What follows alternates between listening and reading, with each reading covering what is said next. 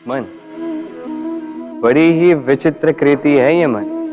शरीर के किस अंग में बसता है कोई नहीं जानता, किंतु संपूर्ण शरीर इस मन की इच्छा साकार करने के लिए प्रयास करता रहता है। अब यदि मन कुछ खाने का करे तो व्यक्ति उसकी वनो उपवनों की इच्छा साकार करने का माध्यम ढूंढता रहता है।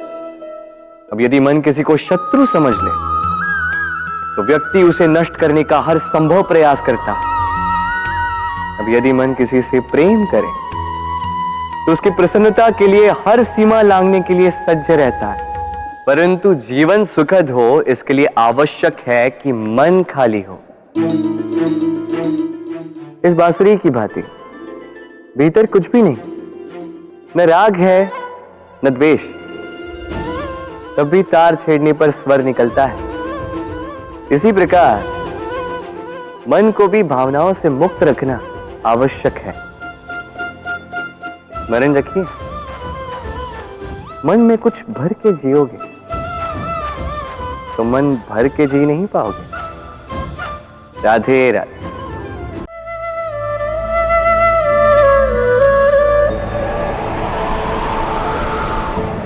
एक पिता के लिए उसकी संतान उसका गर्व है, उसका अहंकार है, और संतान के लिए उसके पिता उसका आदर्श, उसकी प्रेरणा। बिना कहे पिता संतान की हर इच्छा समझ जाता है और उसे पूरी करने की चेष्टा करता है। दूसरी ओर संतान सदैव प्रयास करता है कि अपने माता पिता को गर्वित करता रहे, किंतु यह बंधन एक स्थान पर आके टूट जाता है।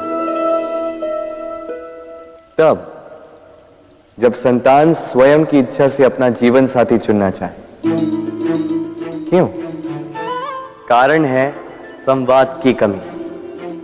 जब बात आती है संतान के विवाह की तो माता पिता सोचते हैं कि इसमें संतान से क्या पूछना, हम उसके लिए कुछ अनुचित तो चाहेंगे नहीं। और संतान का यह मानना होता है कि उसका भविष्य चुनना उसका अधिकार है। दोनों आपस में दुखी रहते हैं किंतु बात कोई नहीं करता।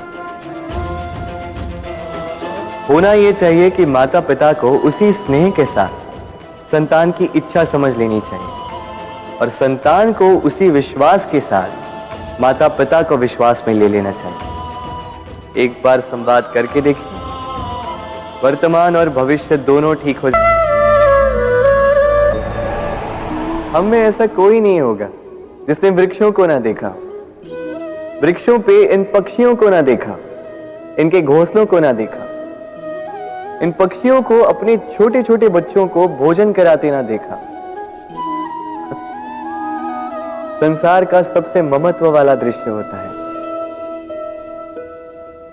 चिड़िया दूर से अपने चोंच में दाना भरकर लाती, स्वयं भोजन करने में असक्षम संतान की चोंच में डालती है, स्वयं भूखी रहकर निस्वार्थ निश्चलता से।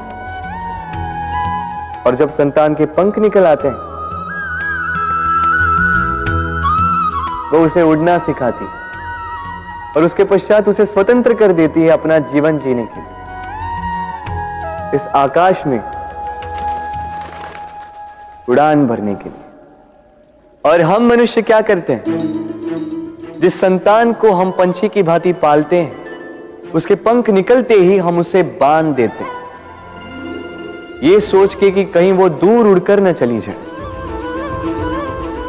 ऐसा नहीं कि इस स्थिति में माता पिता को संतान से प्रेम नहीं है, अवश्य है, किंतु इसमें प्रेम पर मोह भारी पड़ जाता है जो स्वयं अपने और संतान के भविष्य के बीच में बाधा बन जाता है।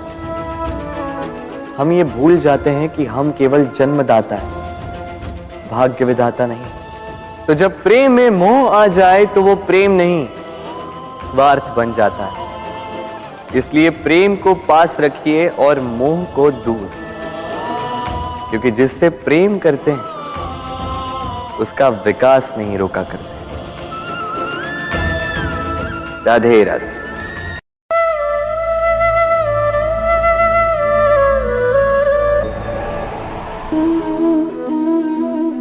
एक शब्द है जो हमें कभी कभी या कहो कई बार सुनाई देता है, स्वाद। वो व्यक्ति स्वार्थी है, उसने स्वार्थ में आके ये बुरा कर्म कर दिया, आदि इत्यादि।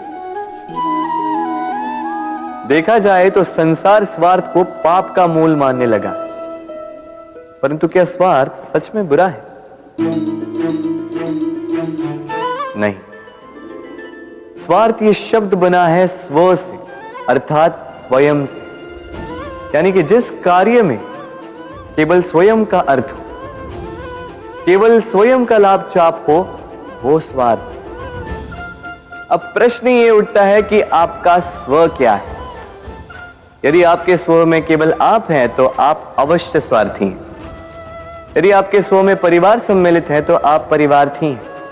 यदि आपके स्व में अन्य लोग सम्मिलित हैं तो आप परोपकारती हैं। और यदि आपके स्व में ये संसार सम्मिलित है तो आप परमार्थी हैं। तो अपने स्वार्थ से दूर ना जाएं, उसका विस्तार करें।